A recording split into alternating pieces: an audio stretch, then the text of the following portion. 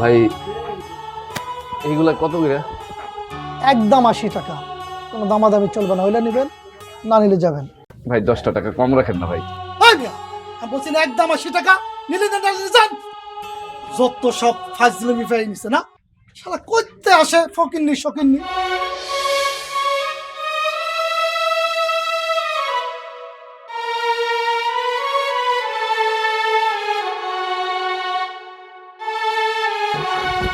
ভাই 2 কেজি দেন। আচ্ছা ঠিক আছে।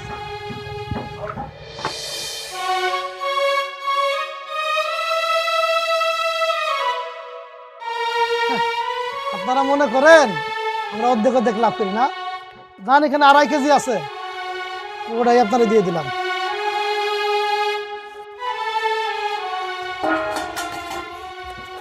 ধরুন,